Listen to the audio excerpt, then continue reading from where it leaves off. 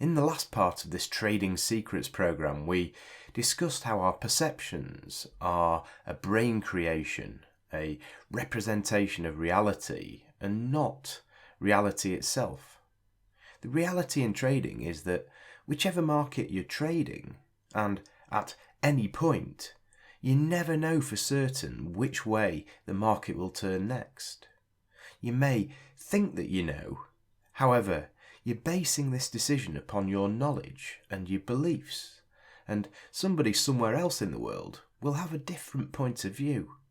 The thing is that if they have more money and more experience than you, then you'll probably be wrong.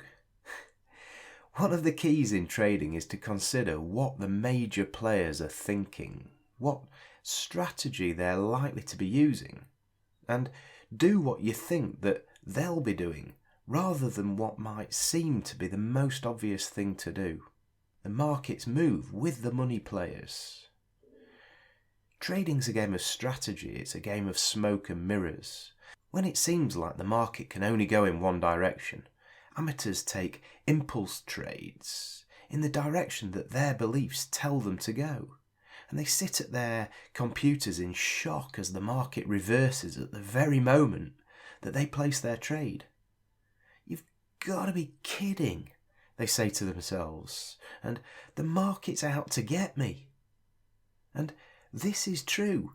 Yes, the other market players are out to get our money, and this is exactly the point. There's always somebody else on the other side of our trade with different beliefs to us. The way to play the game of trading is to know the rules of the game, know and understand the strategies that pro traders use, and adopt these strategies for yourself. There will always be plenty of losers to take the other side of our trades. Beliefs are important in the game of trading. People act upon beliefs. Traders take trades based on beliefs that the market's going to go up or going to go down. Therefore, there's money to be made from understanding how beliefs are formed and when the market is directing beliefs in the least probable direction. And this is one of the rules of the game. Let me give you an example. After a big down day the day before, the market opens with a huge bullish candlestick. It's the biggest candlestick on the chart, and as we watch it form, we can see it grow and grow and grow, and it's easy to lose track of perspective in trading, and we see these massive candlesticks forming, and we say to ourselves, well, obviously it's going to be an up day today, and that's a belief forming. The candlestick grows some more, and this is an important part because it confirms the belief in the mind of the trader. There you go, I was right. It's going to be an up day. And when we've got evidence for our beliefs, they no longer stay as suspicions in our brain. They become reality for us. As soon as we form a belief that the market's going to go up, we get an impulse to trade. Well, because what's the point in waiting? If we think the market's going to go up, then we need to get into the trade, right? If we wait, then we'll only lose out on making money. Amateur traders act upon impulses like this, and this is a problem. It's a problem because all is not as it seems in the market. Professionals never take trades based on impulse. They have a system and they follow it. They understand the signals that the market gives that create beliefs in the mind of lesser traders. They wait and they watch amateurs trading in the direction of the latest market surge. They see the market slowing or reaching a resistance level, and then they pounce. They trade against the amateurs. Markets that are bearish in sentiment have periods where they go up as well as down, and markets that are bullish have periods where they go down as well as up.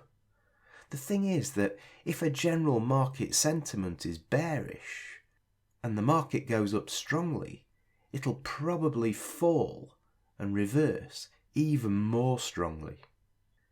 Pro traders keep a general perspective on the market. They see the massive bullish candlestick appearing at the beginning of the day. They know that there are more bears in the market than bulls. They know that the bears are waiting for an opportunity to pounce. And when the market gives a signal, they all pounce at once and the market turns on its heels. The amateurs who traded long upon seeing the market opening up watch in horror as their trades turn against them. And they think, I'll wait, the market's going to go up. I decided that a few minutes ago. Eventually, because of their losses, their pain becomes too intense or their protective stops get hit and they get out of their long trades. And this has the impact of intensifying the speed of the market descent. Now the market's one-sided. There are only sellers. The market then plummets. The pros make another great killing in the market. The pros make their fortunes from understanding the mechanics of this type of move. They understand their own minds well enough to know when their beliefs are forming. They maintain perspective on their beliefs and they're able to assess the other side of trades. They only act upon triggers set by their trading systems. They understand how beliefs form and what type of market action is likely to create beliefs that are probably wrong. These are the rules of the game. Most of the time, markets are about evenly weighted between buyers and sellers, and at times like these, there is an equal chance of the market going in either direction. However, there are several times every day where markets are not even. There are either more buyers or more sellers about to take trades. And at times like these, the probability is weighted in one direction or the other. And the thing is that the direction of greatest probability is not necessarily the most obvious direction at the time. As home-based traders, these are the opportunities that we must understand and that we must take.